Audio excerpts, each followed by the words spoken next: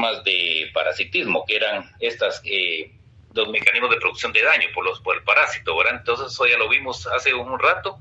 Entonces vamos a ver ahora los mecanismos de evasión, porque bien pueden causar daño, pero hay que ver cómo ellos logran establecerse y cómo producir patología. Entonces hay varias formas, en pocas palabras, como ellos se escabullen, evitan ser pues detectados, y si son detectados logran cómo escaparse o se cubren con algo. Bien, entonces hay varias formas, es como el criminal, busca de qué manera pues escabullirse, evadir la justicia, pues algo así, pues podemos hacer la analogía con los parásitos. Bien, en todos los mecanismos de evasión pues es localizarse en sitios privilegiados. Hay veces que pueden alojarse los parásitos, por ejemplo, en la médula ósea, o incluso atraviesan la barrera hematoencefálica y llegan al sistema nervioso central. Entonces ahí la inmunidad pues es diferente, podríamos decir, actúa de otra manera, y o en lugares menos irrigados logran establecerse, o podríamos decir entre dos membranas, por ejemplo a nivel de pleura, podríamos pensar. Entonces de alguna manera logran ellos pues establecerse y evadir así la inmunidad.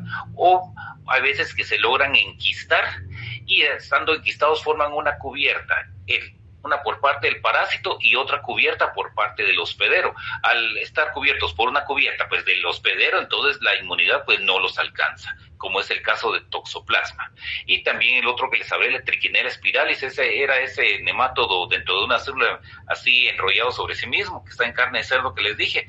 Entonces está dentro de esa célula, y esa célula pues en parte es producida por el parásito, pero otra es una deformación que el mismo parásito induce a que el hospedero produzca esa otra, una cubierta, siempre tejido muscular. Entonces así pues ya pasa desapercibido inmunológicamente el parásito. Bien, otra es variación antigénica. ¿Qué es la variación antigénica? Imaginamos, para hacer la analogía y algo más irrisorio, podemos decir, si alguien va corriendo un ladrón y el ladrón va vestido todo de azul, pero hacia la vuelta de la esquina se cambia y se pone una chumpa blanca, entonces pasa un tiempo sin ser detectado hasta que lo buscan por la cara, por ejemplo. Sigue corriendo y se pone una chumpa verde y se pone gorra, por ejemplo. Entonces tarda un tiempo en ser detectado, ¿verdad? Hasta que lo reconocen tal vez por la cara o por las orejas o algo así. Y entonces eso es variación antigénica, como quien dice cambiarse de cubierta, cambiarse de vestiduras, lo queremos ver así, cada cierto tiempo. El organismo siempre lo va a reconocer, pero lleva cierto tiempo de reconocerlo. Una vez lo reconoció, ya le dio tiempo para cambiarse de traje otra vez al criminal, al ladrón. Entonces así es como logra pues escabullirse, o sea, la variación antigénica, o sea, esa es la expresión de diferentes carbohidratos, proteínas de superficie, proteínas de membrana, y cada cierto tiempo los expresa de diferente manera para que el organismo no lo detecte, o por lo menos le da tiempo a poder escapar mientras vuelve a ser detectado. Entonces le sirve por lo menos ese cambio de cubierta mientras es nuevamente detectado. No sé si me explico. Sí, muy bien, gracias. Bien, otra es la tercera, pongámosle el color, ¿saben? Inhibición de lisis por fagocitos. Bien, ustedes saben que la fagocitosis pues puede eliminar varios agentes infecciosos, así como bacterias, puede eliminar hongos, algunos protozoos también, pero hay algunos casos de algunas bacterias como las rickettsias y las neiserias o las clamidias. Dos de ellas las vamos a ver primero desde el otro año. Mejor dicho, una que es Neisseria, ¿verdad? Clamidia y Rickettsia solo lo voy a mencionar, pero son bacterias intracelulares. Aparte de esas bacterias intracelulares, están otros parásitos que son intracelulares, como Leishmania, un protozoo. Entonces ese protozoo pues ingresa de cierta manera al hospedero cuando es picado por la mosca arenera, que les dije, la mosca es quien la transmite, inocula al parásito de cierta manera, el parásito empieza a circular localmente y va a ser fagocitado por los macrófagos locales. El objetivo del parásito es ser fagocitado. Una vez fue fagocitado, entonces se va a alojar en el citoplasma del macrófago. Ahí este parásito produce una sustancia llamada lipofosfoglucano, que es como una especie de cubierta protectora. Con eso pues inhibe la acción enzimática y digestiva de lo que es el fagolisosoma del macrófago, ¿verdad? Entonces con eso ya no es digerido, sino que con esa cubierta, como que fuera una capa protectora, entonces el parásito pues permanece. Y además de ello se empieza a reproducir intracelularmente y sigue reproduciéndose hasta que llenó al macrófago de los parásitos. ¿Qué pasa con el macrófago? Explota y libera a cientos de nuevos parásitos que infectarían a nuevos macrófagos más, y es porque están cubiertos con esta sustancia, y con eso se inhibe la lisis por fagocitos. También hay otros mecanismos pues que utilizan otros parásitos, ¿verdad? Que expresión de nuevas sustancias, inhibición de actividad, por ejemplo, de la catalasa. Entonces, tienen unas enzimas, mejor dicho, inhibición de la actividad del peróxido de hidrógeno presente en los gránulos de los polimorfos nucleares, es porque producen catalasa, o también otros parásitos como, bueno, otra vez el mismo Leishmania produce superóxido dismutasa, SOD, así es la abreviatura, que inhibe la acción de los radicales oxidantes del oxígeno liberados por cierto tipo de glóbulos blancos, como los polimorfos nucleares. ¿Qué concluimos con eso? Que logra no ser digerido, y con eso pues va a permanecer dentro del glóbulo blanco, y es más, hasta le sirve de vehículo como que fuera una lancha, lo transporta por un río, o sea, por la circulación sanguínea hasta otro punto, a un órgano, y ahí pues puede quedarse en ese nuevo órgano. Entonces utilizó al leucocito como vehículo, como que fuera un submarino si quieren, y utilizó la sangre como que fuera un río, ¿verdad? O un lago, un mar, para poderse diseminar. ¿Estamos claros con ello? Sí. Muy bien. Bien. Mimetismo. El mimetismo es que yo pues tenía otra presentación, la actualizada, que tenía más imágenes. Espérense que vaya en la U, mi computadora personal. Esta es la de aquí en la casa. Entonces, el mimetismo es... ¿alguien sabe qué es mimetismo? Si me pudieran decir. Intenta imitar el comportamiento de... Un tipo de camuflaje. Camuflaje, eso es, muchas gracias. Gracias a los dos. Bien, es camuflaje, como un camaleón. Entonces con eso se puede colocar dentro de las hojas, y entonces puede cambiar su color, y con ello pues evita ser visto pues por algún depredador, en el caso de un reptil, por ejemplo, o un pulpo, que ustedes saben que los pulpos también cambian de color y todo eso, y se pueden transformar y hasta parece una roca, un pulpo. Entonces con eso evita ser devorado, por ejemplo, por un tiburón, por decir algo, ¿verdad? Bien, pero de igual manera pues los parásitos utilizan ciertos antígenos que son muy similares a los antígenos del hospedero, por ejemplo, Trypanosoma cruzi. Entonces el Trypanosoma cruzi utiliza muchos antígenos, por ejemplo, fibronectina y otros más del tejido, similares a los del tejido conectivo, o mejor dicho, muy similares, que entonces la inmunidad puede atacar al parásito, pero a la vez ataca a ciertos receptores del tejido conectivo o de células nerviosas, y con ello pues causa daño, pues trata de causar daño al parásito, pero también causa daño pues a nivel de tejido, y esa es una de las causas de la patología de la enfermedad de Chagas, que la inmunidad pues ataca al parásito, pero también al humano, o a parte del humano, aparte de los órganos, ¿verdad? Entonces, pero el parásito a veces logra mimetizarse y se puede introducir dentro de los tejidos. Entonces que la inmunidad viene y ataca pues al tejido hospedero, pero no al parásito mismo, ¿verdad? O hay veces que simplemente, como mencioné, se puede camuflajear, y con ello pues puede evitar la fagocitosis o la actividad por anticuerpos. Bien. Otro es la supresión de la respuesta inmune. Supongamos que sí puede ser detectado, no tiene cómo cambiarse de traje, no tiene sustancias para inhibir la acción de los fagocitos, no se puede camuflajar. Entonces, ¿qué le queda? Pues ver qué hace para evadir la respuesta inmunológica, ¿verdad? Entonces, lo que pueden hacer es liberar ciertas sustancias que inhiben el reclutamiento de los leucocitos. Algo así pueden hacer algunas amebas, la enfermedad histolítica, ¿verdad? Que produce ciertas sustancias llamadas inhibidoras de quimiotaxis, que con ello evita el reclutamiento de los glóbulos blancos. Es como que hay una revuelta y mandan, por decir algo, al ejército a algún lugar. Entonces lo que hace los manifestantes, por decir algo, tomando en cuenta y poniéndolo de moda como estamos ahora, ¿verdad? El manifestante da señales erróneas para que el ejército se vaya para otro lado y siguen manifestando donde ellos quieren, siguen haciendo bloqueos en los caminos, ¿verdad? Entonces, una de las formas de supresión es tirar señales diferentes para que la inmunidad se vaya hacia otro punto, ¿verdad? O sea, por decirles algo, señales erróneas. Bien. Otra es complejidad del ciclo vital. Hay ciclos vitales que son tan complejos y por ser tan complejos el parásito va cambiando de fase y al cambiar de fase cambia de cubierta. Entonces a veces es tan rápido eso que no logra ser detectado. Como quien dice, cambia de una fase, se cambia de cubierta, cambia de otra fase, se vuelve a cambiar de cubierta y así no da tiempo que el organismo lo reconozca y el parásito logra evadir y con ello logra establecerse. Y una vez establecido en algún órgano objetivo, ahí se logra reproducir y causar pues daño y alcanzar su adultez, que es el objetivo, ser adulto para poder reproducirse. No sé si me expliqué con todo eso, si tienen alguna duda de todos estos mecanismos de evasión.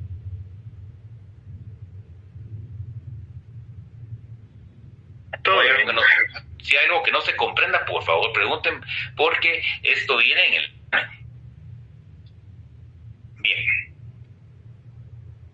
Bien, nombres que pueden recibir los parásitos. Bien, de acuerdo a su localización, esto ya se los mencioné desde el inicio del curso. Endoparásito, que es, ahora usted me va a ir ayudando. ¿Qué es un endoparásito? Que habita dentro de. Dentro de, ¿y cuál es el D? Tejido. ¿Algo hospedero? Un tejido, ¿qué más dijeron por ahí? ¿Órgano hospedero? Dentro de un órgano, sí. Dentro del hospedero, dentro del tejido, subórganos del hospedero. Ahora bien. Entonces, lo contrario que es ectoparásito. La superficie. Que vive fuera, o sea, en la superficie, como los piojos, por ejemplo, los ácaros de la cara. Esos son ectoparásitos. Muy bien. Otro ectoparásito podría ser un famoso zancudito esos de noche que como molestan, que nos pican. Y en el momento que nos está picando, entonces ahí sería un parásito temporal que nos está parasitando temporalmente mientras se alimentan nosotros. ¿Y cómo se alimenta? Pues cuando nos pica nos chupa sangre. Bien. Y que sería un mesoparásito. Que se encuentra tanto dentro como fuera del... Dentro como fuera, muy bien, gracias. Entonces, por ejemplo, el famoso gusano barrenador que les decía, ¿verdad? Entonces, esa larva de mosca que eclosiona del huevo que puso la mosca, llamémosle así, madre. Entonces, eclosionó la larva creció y parte puede estar dentro de los tejidos superficiales del hospedero y una parte bien puede estar afuera para que pueda, por ejemplo, respirar, ¿verdad? Entonces, es mitad, podríamos decir, es por eso que se llama mesoparásito. Bien.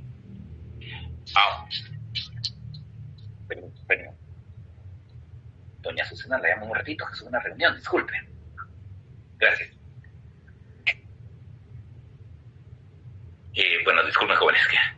Bien, entonces, respecto a su reproducción, los parásitos pueden ser intracelulares, como en el caso de Leishmania. Toxoplasmas son intracelulares porque deben parasitar una célula y utilizar esa célula como mecanismo, una para obtener energía, otra pues también para obtener alimento y otras para protección. Una vez estando dentro de una célula van a estar protegidos inmunológicamente. Es como que un enemigo se meta dentro de un tanque, que le dijera tanque de guerra, por supuesto, ¿verdad? Que es del equipo o el bando contrario, entonces pasa desapercibido, algo así, ¿verdad? Bien. Y otra de las formas es extracelulares, los parásitos extracelulares, o sea que van a estar fuera de las células reproduciéndose. Por ejemplo, los helmintos, esos van a estar a nivel intestinal, porque son tan grandes que obviamente no van a estar dentro de una célula, ¿verdad? Entonces ellos van a estar en ciertas cavidades, pueden estar algunos en el hígado, otros pueden estar en los conductos biliares, conducto pancreático, otros pueden estar a nivel pulmonar, entonces son parásitos extracelulares. Bien, por el número de hospederos que pueden parasitar. Bien, Hoyoxeno, que parasita, por ejemplo, hospederos de la misma especie. Por ejemplo, el Homo sapiens, nosotros, ¿verdad?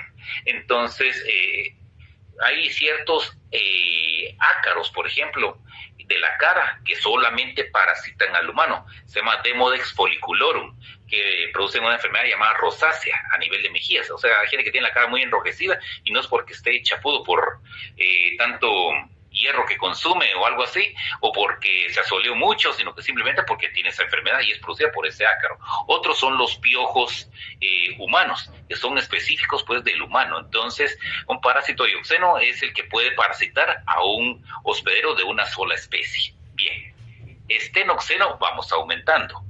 Entonces, estenoxeno quiere decir que puede parasitar hospederos del mismo género. Puede ser el mismo género y varias especies. Entonces, para fines prácticos, dejémoslo así. Hoyoxeno, que parasita un grupo muy limitado de hospederos. Estenoxeno, un grupo, pues podríamos decir, reducido, no muy limitado, pero sí reducido de hospederos. Por ejemplo, en el caso de... Hay algunas yardias, por ejemplo, Yardia lamble, que es un protozoo flagelado, puede parasitar humanos, pero también puede parasitar perros y gatos, y algún otro mamífero pequeño, ¿verdad? Bien, ese es estenoxeno, o sea, un grupo reducido de hospederos. Bien, ahora tomando en cuenta estas dos definiciones, espero me hayan puesto atención y las hayan comprendido, defínenme ustedes eurixeno.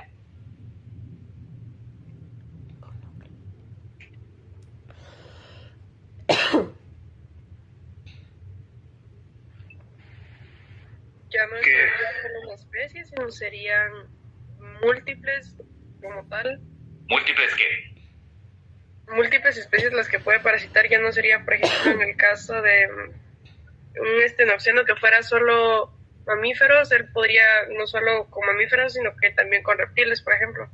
Muy bien, gracias, sí se ha comprendido. Muchas gracias por la respuesta, sí, gracias. Bien, el eurixeno es el que puede parasitar un amplio rango de hospederos. Pueden ser diferentes especies, como mencionó aquí la compañera, puede ser también de varios géneros, ¿verdad? Varios géneros, ¿verdad? Hasta podríamos decir de varias familias, ¿verdad? Varias familias o hasta diferentes órdenes. Entonces, ¿cuál es el ejemplo de este? Toxoplasma. Es el parásito que, por excelencia, que puede parasitar hospederos. Entonces, el mejor ejemplo de eurixeno es Toxoplasma. Porque todos le dicen que Toxoplasma es del pobre gato, ¿verdad? Pero el gato es uno de los cientos de hospederos que puede parasitar. O sea, Toxoplasma puede parasitar desde un canario hasta llegar a un avestruz en aves. Pueden pasar, si quieren, por zanates, por loros, pericos, palomas, o sea, lo que son aves, ¿verdad? Pasando mamíferos, puede ser, si ustedes quieren, desde un ratón, pasando por todas las mascotas que se les ocurran, animales de granja, o sea, vacas, cabras, ovejas, también puede pasar, incluíamos al humano también, por estar en el mismo reino, y luego podemos seguir, puede pasar por rinocerontes, elefantes, antílopes, lo que quieran ustedes, ¿verdad? Entonces, incluso mamíferos marinos puede parasitar Toxoplasma. Entonces, realmente Toxoplasma es el mejor ejemplo de un parásito eurixeno, porque puede parasitar a un amplio rango de hospederos. Podríamos decir que casi todos los de un reino, ¿verdad? Del reino animal. Bien, ¿estamos claros con estas tres definiciones? Sí. Muy bien, cualquier cosa pregunte. Bien. De acuerdo con el número de hospederos que emplea para completar su ciclo biológico, monoxeno quiere decir que solamente necesita un hospedero. El sufijo xeno se refiere a hospedero. Bien, entonces monoxeno que solo requiere de un hospedero para completar su ciclo biológico. O sea, que podríamos decir que en el humano, parasita al humano y solamente dentro del humano puede completar su ciclo vital, que quiere decir que puede estar desde la fase de huevo, larva, larva juvenil, larva adulta y otra vez huevo, ¿verdad? Todo dentro del humano. Ese es un ejemplo, ¿verdad? Bien. Y polixeno o heteroxeno, ¿qué me dicen ustedes que puede ser? Múltiples hospederos. Múltiples hospederos. O sea, por ejemplo, el caso de la tenia del cerdo, que le llaman del cerdo, a nosotros nos da teniasis por comer carne de cerdo mal cocida. Del ejemplo, las carnitas que les había dicho, más o menos. Entonces, por ejemplo, tenia necesita... Primero está la fase de huevo, el huevo es ingerido por el cerdo, ahí se forma la fase larvaria en el tejido muscular del cerdo, nosotros comemos el cerdo en forma de carnitas, ingiriendo la fase larvaria, y en nosotros se da la fase adulta de la tenia. Entonces, ¿cuántos hospederos van ahí? Dos, el cerdo y el humano. Y hay otros más, como en el caso de la tenia del pez, está el primer hospedero, que es un crustáceo microscópico, ese es devorado por un pez de agua dulce. Ese pez de agua dulce puede ser devorado por otro pez de agua dulce de mayor tamaño. Nosotros venimos y comemos ceviche de ese segundo pez de agua dulce y ahí va cierta fase juvenil de esa tenia del pez. Al comer ese ceviche nosotros, entonces nos va a dar la tenia de unos 20 metros de largo en nuestro intestino y nos va a causar anemia. Bien, entonces esos son los heteroxenos. ¿Estamos claros con ello? ¿Alguna duda?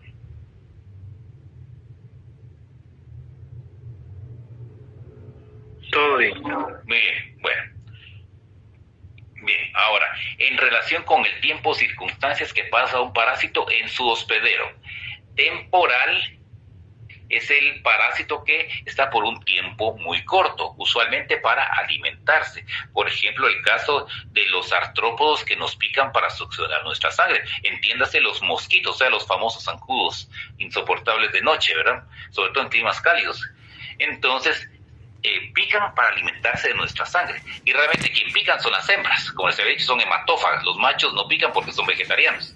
Bien, también otros artrópodos que pican para alimentarse de nosotros. Tal es el caso de las chinches de la enfermedad de Chagas. O también están las chinches de cama, que son diferentes. Pero ambos sexos, macho y hembra, pican para alimentarse. Entonces, el tiempo que nos picaron para alimentarse de nuestra sangre, ahí están ejerciendo parasitismo. Ese es parasitismo temporal. Bien. Parasitismo permanente o estacional quiere decir que pasan una gran parte de su vida, o por decir algo, toda la vida, ejerciendo parasitismo. O sea que van a estar todo el tiempo, que desde que son jóvenes hasta que mueren, ejerciendo parasitismo en el hospedero. Esos son parásitos permanentes. Bien. Periódicos quiere decir que son parásitos que una fase de su ciclo vital va a ser de forma parasitaria y otra fase de vida libre. Por ejemplo, las pulgas. Las pulgas bueno, ustedes tienen que saber que la pulga madre pone huevos, porque son artrópodos, ¿verdad? Entonces, del huevo eclosiona una pulga juvenil en forma de larva, gusanito, podríamos decir. Entonces, esas larvas van a ser de vida libre. ¿Y de qué se van a alimentar? De desechos, más que todo de heces.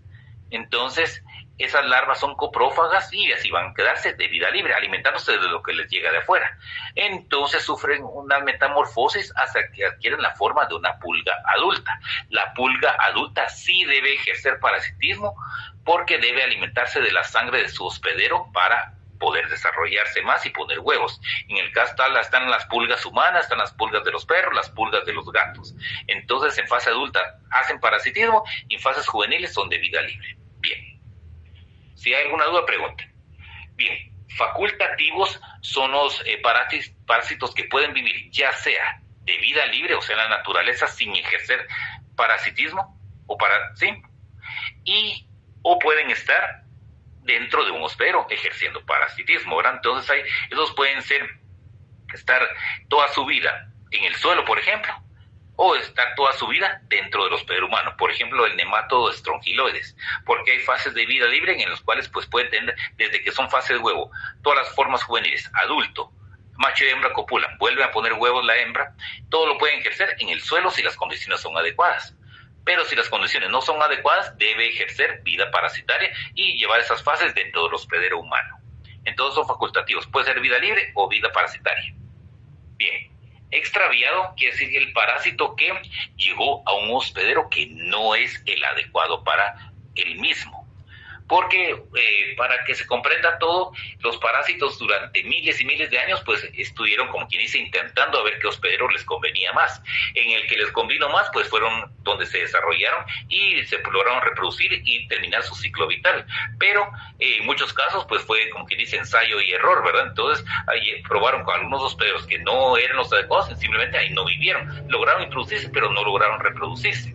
Entonces ahí no ejercieron vida parasitaria. Entonces extraviado es cuando el parásito va a llegar a un hospedero que no es el adecuado. Por ejemplo, los parásitos de las mascotas de perros, los gusanos o helmintos de las mascotas. En ellos sí completan su ciclo vital, pero por alguna razón llegan a nosotros, en nosotros no completan su ciclo vital. Pueden quedarse en una forma juvenil y hasta ahí, hasta que se muere sin llegar a ser adulto, ¿verdad? Entonces, porque el parásito llegó a un hospedero que no es el idóneo. Entonces quiere decir que ahí es extraviado. Bien, errático. Errático es que tal vez el parásito sí está en el hospedero adecuado para el parásito, pero no en el órgano adecuado. Por ejemplo, el nematodo Ascaris lumbricoides, las lombrices esas de 30 centímetros que les dije, ¿verdad? Entonces, el lugar idóneo es el intestino. Pero hay algunas veces que son tantos que hay, por ejemplo, 1000 adultos. y a veces que se toman ciertos medicamentos para la fiebre y algunos antihelmínticos. Entonces se vuelven, como quien dice, durante un tiempo se vuelven como locos, y empiezan a revolotear por todos lados esos nematodos y se introducen donde pueden. Entonces pueden ascender desde el intestino, llegar hasta el conducto pancreático, al conducto colédoco, el que va para la vesícula biliar, o incluso llegar al estómago y llegar al estómago, incluso ser expulsados por la boca. Entonces, errático es porque llegaron al órgano que no es el idóneo para estos parásitos. ¿Estamos claros hasta el momento? Sí, todo claro. Muy bien. Poliparasitismo, bueno, díganme ustedes qué es poliparasitismo, ahí la palabra lo dice. Varias. Invasión de múltiples parásitos. Muy bien, múltiples parásitos, o sea, pero no del mismo, sino que de varios géneros o especies, o sea, varios géneros. Hay personas que pueden tener varios tipos de protozoos y también helmintos al mismo tiempo, ¿verdad? Por ejemplo, en el área rural se han hecho varios estudios de poblaciones así de rurales, ¿verdad? De aldeas, por ejemplo. En Sololá se hicieron varios estudios en las cuales la mayor parte de personas tenían de 3 a 5 parásitos diferentes. Esos son poliparasitismos. Ahora, hiperparasitismo, ¿qué es? Es un parásito que parasita a otro parásito. Entonces hay algunos parásitos, por ejemplo, hay algunas moscas que, por ejemplo, oviponen, o sea, la hembra ovipone en otro artrópodo, ¿verdad? ¿Para qué? Para que cuando eclosione la larva se va a alimentar del tejido de ese otro artrópodo, y ese otro artrópodo podría ser un parásito, pues, del humano. Entonces ahí es un ejemplo de hiperparasitismo, que es un parásito que parasita a otro parásito, ¿verdad? Y ese otro parásito podría ser un parásito del humano, o también podría ser un parásito de algún otro mamífero diferente, ¿verdad? Pero el concepto es un parásito que parasita a otro parásito. Bien. Ahora, ¿qué es un vector? En biología, no en física, ¿verdad? En biología. El vector es el que lleva un organismo desde un hospedero infectado a uno susceptible. Por ejemplo, el vector del dengue es el mosquito Aedes, porque pica a una persona que tiene dengue, entonces succiona la sangre de esa persona, pasa un tiempo en el mosquito, algunos días, y luego pica a otra persona que no tiene dengue. Entonces el vector del dengue es el mosquito Aedes, Aedes aegypti, ¿verdad? De igual manera, el mosquito Anófeles picó a una persona con malaria, pasó un tiempo dentro del mosquito, y luego picó a otra persona que no tenía malaria, entonces le transmite, ¿verdad? Entonces, ese es el ejemplo de vector. Bien, pero hay dos tipos de vectores. Está el vector biológico, que es el que les acabo de mencionar, el del caso de la malaria. ¿Qué es el vector biológico? El vector biológico es el vector en el cual el parásito cambia de fase. Una fase es como ingresó al vector, que usualmente es un artrópodo, un mosquito, por ejemplo, y otra fase es cómo sale del mosquito, cómo nos llega a nosotros, porque no es lo mismo como el mosquito al picar a una persona toma el parásito y como lo deja con nosotros, sino que en ese caso el parásito sufre una transformación dentro del mosquito, y esa transformación lamentablemente es como una especie de adaptación para que cuando el mosquito vuelve a picar a otra persona, ahí le transmite el parásito de una manera infectante. ¿Estamos claros con ello? ¿O hay alguna duda? Todo claro. Bueno, está bien. Bueno, y la otra es un vector mecánico o transmisor. Bien, en el caso del vector mecánico o vector transmisor es, por ejemplo, las moscas que les he mencionado varias veces. En ese caso, el parásito o el agente infeccioso no cambia de fase. Tal como lo tomaron, lo van a dejar. Es como la mosca que se paró en heces. Entonces, en las heces pueden haber quistes de protozoos, huevos de helmintos, virus de hepatitis A, por ejemplo, si ustedes quieren, y bacterias. Entonces, todo eso se puede pegar en las patas de la mosca. Luego la mosca se va volando, se paran nuestros alimentos, y entonces, como llevaban las patas pegados, pues, varios agentes, ahí pues nos dejó los quistes de protozoo, los huevos de helmintos, los virus de hepatitis A. Todo nos dejó en nuestros alimentos, y pues lo comemos y ingerimos todo lo que la mosca nos dejó. ¿Qué quiere decir eso? Que el parásito o el agente infeccioso no cambió de fase, sino que tal como lo tomó la mosca, así no lo puede dejar, ¿verdad? Bien, ¿estamos claros con ello? Otro pueden ser las cucarachas. ¿verdad? Las cucarachas que están, porque realmente que diga alguien que su cocina no tiene cucarachas, ese es un mentiroso, porque de alguna manera van a haber más de algunas, salvo que acaben de fumigar, pero lo contrario, siempre van a llegar. Y es más, las cucarachas nos van a suceder a nosotros. Ya han sobrevivido por cataclismos, asteroides que cayeron en Yucatán, que extinguieron a los dinosaurios, las cucarachas siguieron, y les apuesto que en el 2000, no sé si es 29 o 34, cae otro asteroide, primero Dios no, nos extinguimos y las cucarachas les apuesto que siguen.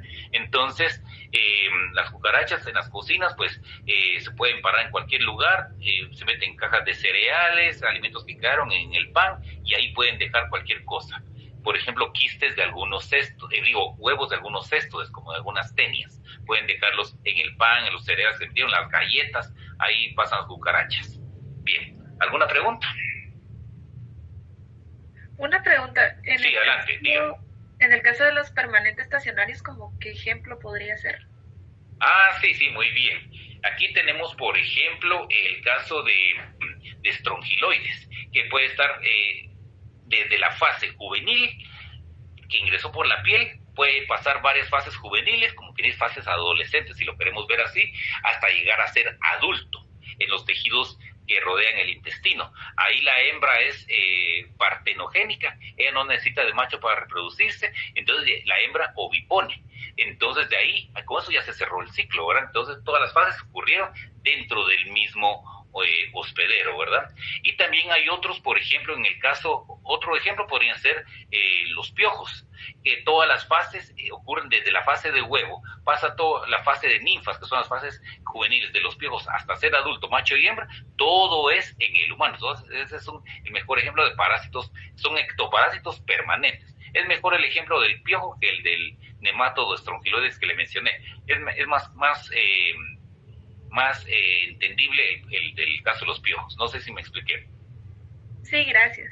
Bueno, a la orden. Bien, entonces, digamos, ahí está, ya. Clasificación de los hospederos.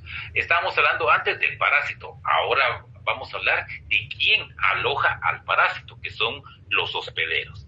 Hospedero accidental es el hospedero que no es el adecuado para el parásito. Por ejemplo, ya les había puesto en la diapo anterior los nemátodos de las mascotas. Pues sí, en las mascotas, en el perro, por ejemplo, las uncinarias de los perros completan su ciclo vital en el perro y ahí se quedó, y a ellos les causa daño. Bien, pero si esa uncinaria de perros por alguna razón nos llegó a nosotros, en nosotros no se completa el ciclo. ¿Por qué? Porque no somos el hospedero adecuado para esas uncinarias de perros, ¿verdad? Porque nosotros no somos el hospedero idóneo. Entonces, en ese caso, nosotros actuamos como hospederos accidentales. Porque ustedes recuerden, en la naturaleza y en la biología todo es posible. De cualquier manera nos puede llegar algún parásito de perro o de gato a nosotros. Máxime si trabajamos con eso o son nuestras mascotas. Fácilmente nos pueden llegar y causarnos una infección que no va a finalizar, porque no somos nosotros el hospedero adecuado. Ahora, tenemos hospedero intermediario. El hospedero intermediario es el que sí es adecuado para el parásito, pero es el hospedero donde se van a llevar a cabo las fases juveniles o larvarias del parásito. Ese es el parásito intermediario. Por ejemplo, otra vez el caso del cerdo. El cerdo ingiere huevos de tenia presentes en las heces de alguien que defecó en el campo, por ejemplo. Llegó el cerdo, se comió esas heces, comió los huevos de tenia solium sería, pero eso lo vamos a hacer después. ¿Qué pasó con el cerdo? Los huevos se transformaron en fases juveniles, en el tejido muscular del cerdo. Estas fases juveniles se llaman cisticercos. ¿Qué pasa? Luego destazan al cerdo, lo hacen carnitas, están mal cocidas porque había mucha demanda de clientes en el restaurante. Entonces, se ingieren pues las carnitas mal cocidas. En esas carnitas mal cocidas, ahí va la fase larvaria o juvenil de la tenia, que es el cisticerco. Lo comemos, llega a nuestro intestino y queda libre esa larva y ahí va a formar el gran cesto de adulto, que es la gran tenia o solitaria, que va a medir unos 6 a 8 metros. Ese es el hospedero intermediario del cerdo, el que va a alojar fases juveniles del parásito. Otra definición es el hospedero que va a alojar las fases asexuales del parásito. Es el hospedero intermediario. Bien. Ahora, el definitivo, tomando en cuenta esta definición de intermediario, díganme ustedes cuál es la definición de hospedero definitivo, por favor.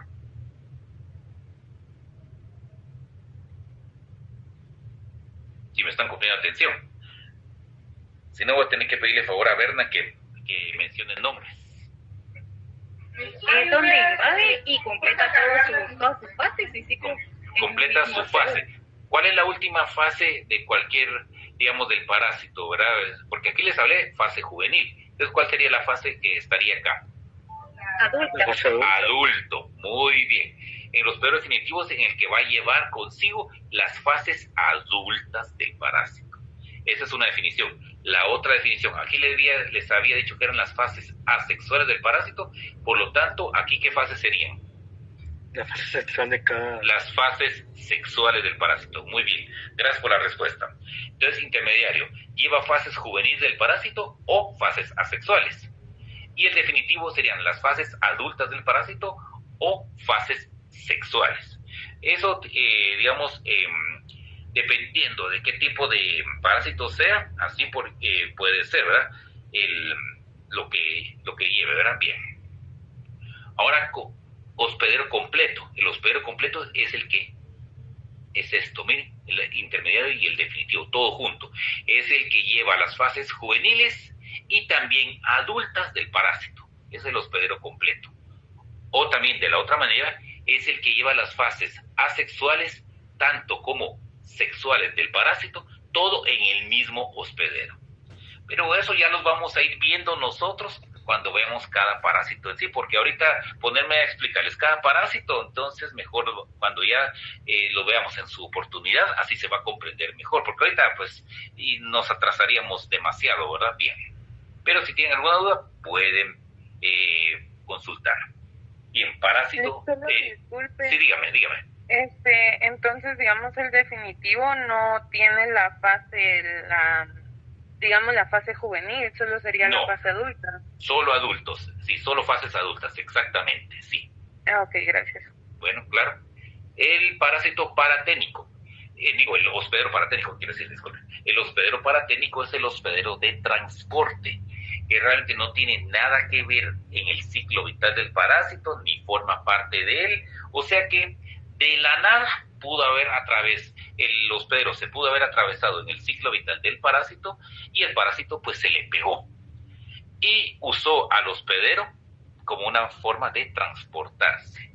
Entonces el hospedero paraténico es el que le sirve de transporte al parásito nada más. Un ejemplo podría ser nuevamente la mosca. La mosca es un vector mecánico, ¿verdad? Pero también puede ser un hospedero paraténico porque puede llevar al parásito de un lugar a otro en sus patas. O sea, la mosca no tiene nada que ver con los parásitos intestinales del humano, porque son parásitos del humano, no son parásitos de la mosca. Entonces, pero sí los puede llevar en sus patas como una forma de transporte y dejarlos, pues, lamentablemente en nuestra comida, ¿verdad? Entonces, la mosca sería el hospedero paraténico. No sé si me expliqué tan bien. Tengo una duda, licenciado. Sí. ¿Nosotros humanos podemos ser hospederos paraténicos? Sí, podríamos ser hospederos paraténicos de cualquier otra, incluso de cualquier insecto que fuera parásito, incluso hasta de pulgas por decirles algo, pulgas de perros que no son propias de nosotros, por ejemplo, alguna pulga. Licenciado. Adelante. Disculpe, entonces el Trypanosoma cruzi entraría como reservorio al estar dentro de la chincha picuda. Fíjate que no, la chincha es el vector biológico. ¿Por qué? Porque en la chincha ingresa el parásito, digamos que picó a alguna persona para alimentarse y esa persona tenía chagas, entonces ingirió Trypanosoma cruzi. El Trypanosoma cruzi, te voy a mencionar las fases solo para que me comprendas. El Trypanosoma cruzi empezó a pasar por el esófago, llegó por decir algo a la parte preestomacal de la chincha y ahí se va a transformar en una fase llamada epimastigote, que en esos son los que sirven para dividirse por fisión binaria. Entonces aumentan en número, luego se dirigen al intestino grueso y al recto de la chincha y ahí se van a transformar en lo que se llaman tripomastigotes metacíclicos. En todos esos nombres los vamos a ver cuando hablemos de Chagas, ¿verdad? Pero ahorita solo te lo menciono. Entonces, esos tripomastigotes metacíclicos que están en el recto de la chincha al defecar en sus heces, ahí van a ir esos tripomastigotes metacíclicos, ¿verdad? Entonces, ahí pues simplemente a la persona al rascarse, inocularse las heces de la chinche, la misma persona al rascarse va a hacer que se introduzcan los tripomastigotes en la piel y después pasan a la sangre y producen enfermedad, ¿verdad? Después. Pero entonces en este caso la chinche no es reservorio, sino que es el vector biológico porque el parásito cambia de fase en ella. Sí. Ok, gracias, licenciado. Bueno, claro, con gusto. Bien. Si no hay alguna duda, sigo con la siguiente, ¿verdad? Bien. Entonces, por favor, bien. Entonces vamos a ver. Clasificación de los ciclos biológicos.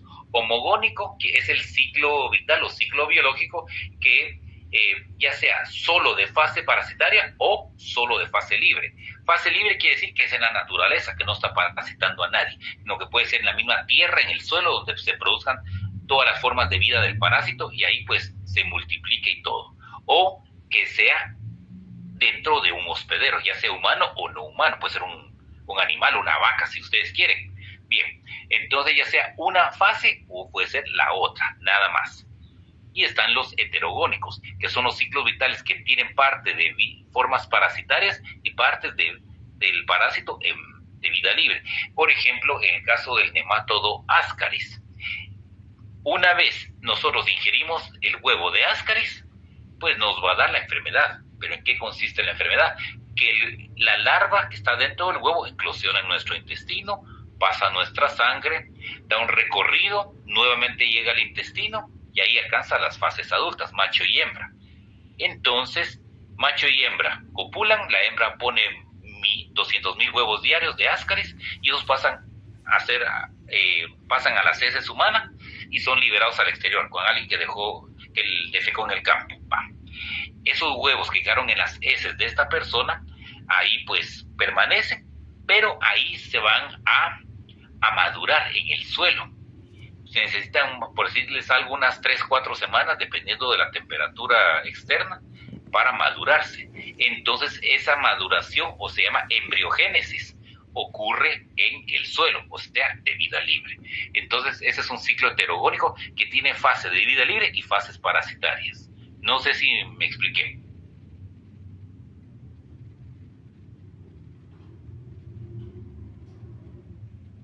O algo que no se haya comprendido. Yo tengo una duda. En homogónico, ¿algún ejemplo que usted nos podría dar? Disculpe. Sí, que todo lo que ocurre en el homogónico, por ejemplo, tenemos un protozoo que se llama Cryptosporidium. Ese puede ocurrir todas las formas en el mismo hospedero, ¿verdad? Pero ahí el ciclo vital de ese es muy, muy complejo, ¿verdad? Por eso yo no lo dejo en la primera fase de los protozoos, sino que lo dejo, por decirles algo, lo vemos como ya en octubre, cuando hayamos, como quien dice, avanzado en el curso para que se comprenda más, porque el ciclo vital es bastante complejo y de ahorita no me comprenderían. Pero les tengo otro ejemplo, que es con el cesto de Hymenopletis nana. Es una tenia, es un gusano plano cimentado pequeño con unos 3 centímetros, ¿verdad? Todas las fases, desde la fase de huevo, fases larvas juveniles y adulto, puede ocurrir en el mismo intestino del humano. Todo en el intestino del humano. Este sería un ciclo homogónico, que ahí está haciendo fase parasitaria. Y si quieren, para completar tu pregunta, hablemos de otro parásito, llamado Strongyloides. Y bien, Strongyloides puede tener todas sus formas de vida libre, si las condiciones del suelo son adecuadas, o sea que hayan suelos ricos en nutrientes, que sean cálidos, húmedos y sombreados. ¿Por qué? Porque el sol les causa daño a los parásitos por los rayos UV, pero si son suelos cálidos, húmedos y sombreados, crea todas las condiciones necesarias para que el parásito, el nemátodo Strongyloides, desde la fase de huevo, todas las fases juveniles y fases adultas, se lleven a cabo en el mismo suelo sin que tenga que parasitar a alguien. No sé si me expliqué. Sí, muchas gracias. Bien, claro, con gusto. Bien, entonces aquí, por favor, esto es sumamente importante. Como es que para poder prevenir y combatir los parásitos es necesario conocer sus ciclos biológicos. Las medidas de combate y prevención no tienen ningún valor si no se llevan a cabo en la etapa adecuada del ciclo biológico. Por ejemplo, si se usa un antihelmíntico, entonces usualmente estos van a tener acción en fases adultas de los gusanos, pero no van a tener acción alguna en la fase de huevo, absolutamente nada. Entonces, si el medicamento está diseñado para actuar en cierta fase del parásito, en ese momento es cuando se debe de administrar.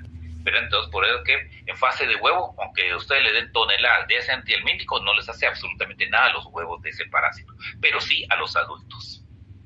Bien, cualquier duda pregunten siempre. Bien, ahora, según su localización en sistemas y órganos, enteroparasitosis está en el tubo digestivo, más que todo a nivel intestinal, porque el prefijo entero significa intestino. Entonces, más que todo, si esto quiere decir parasitosis intestinal, pero a veces que incluyen todo el tubo digestivo desde esófago hasta el ano. Bien, histoparasitosis, parasitosis a nivel de tejido, cual puede ser tejido muscular, tejido nervioso, tejido conectivo, si ustedes quieren, es histoparasitosis. Hemoparasitosis, parásitos en la sangre, como el caso del plasmodium, ese es un hemoparásito. Y ectoparasitosis, los que están en la piel, como piojos, ácaros, ladillas, son ectoparásitos porque están en la piel. Bien. ¿Creen ustedes que en esa imagen pueden diseminarse los parásitos, sí o no? Esa imagen tiene décadas. Sí puede. Sí, se puede ver, claro. ¿Creen ustedes que son condiciones higiénicas y adecuadas? No. No. A simple vista, no. ¿Qué pasa? Aquí se paran moscas, miren. Las moscas ya dejan todo lo que les dije. Bien, si esto no está cocido adecuadamente, si es carne de cerdo, transmite formas larvarias. Y miren, aquí también, miren, y todo lo que está colgado aquí, miren, los chorizos, longanizas y todo eso, imagínense ustedes, a temperatura ambiente, eso es otra cuestión, eso lo vamos a hacer en Bacter. La temperatura ambiente es fatal para nosotros. ¿Por qué? Porque nosotros somos mesófilos y las bacterias y parásitos que nos van a ingresar son mesófilos también. Entonces se van a multiplicar las bacterias más que todo y cuando nosotros consumimos eso, no fue bien cocido, nos va a dar una diarrea increíble. Bien. Para que ustedes concluyan. Es una broma, ¿verdad?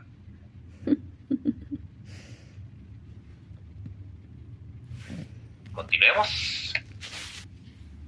Porque, ¿qué quiere decir con eso? Cualquier entidad microscópica o macroscópica puede ser parásito. Por eso, este no es el de Guatemala, ¿oyeron?